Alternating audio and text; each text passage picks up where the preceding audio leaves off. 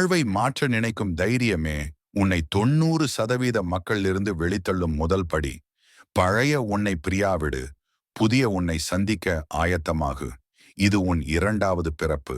நீ மாறுவது உன் தேர்வு. நீ வளர்வது உன் கடமை. நீ தேர்ச்சி அடைவது உன் விதி. மாற்றம் என்பது வலிக்கும். ஆனால் மாறாமல் இருப்பதை விட மாறுவது குறைவான வலிதான் தரும். உன் கம்ஃபோர்ட்டை கேட்காதே, உன் கனவுகளை கேள். அவை உன்னை மாற்ற கட்டாயப்படுத்தும். நேற்று நீ யாராக இருந்தாய் என்பது முக்கியமில்லை. நாளை நீ யாராக இருக்கப் போகிறாய் என்பதுதான் முக்கியம். ஒவ்வொரு நாளும் ஒரு புதிய துவக்கம்.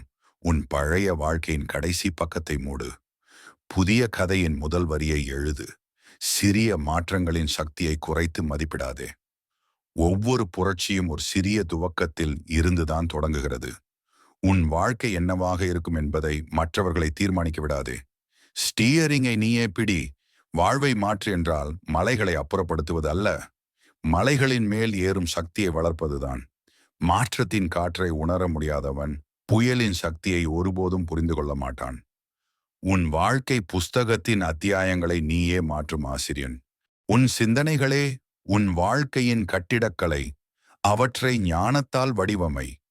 ஒவ்வொரு நாளும் ஒரு புதிய மனதுடன் ஏழு. நேற்றைய சிந்தனைகளை இன்று தொடர வேண்டாம்.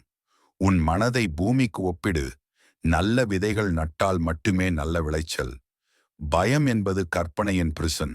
தைரியம் என்பது விடுதலையின் சாவி. தைரியமான முடிவுகள்தான் அற்புதமான வாழ்க்கையின் கதைகளை எழுதும். புயல்கள் மரங்களை வலுப்படுத்தும். சவால்கள் மனிதர்களை வலுப்படுத்தும். வாழ்க்கை உன்னை மூழ்கடிக்க முயற்சிக்கும் போது நீயும் நீந்த கற்றுக்கொள். ஒவ்வொரு தோல்வியும் உன் வெற்றிக்கான தயாரிப்பு பாடம். நீ ஒரு நட்சத்திரம்.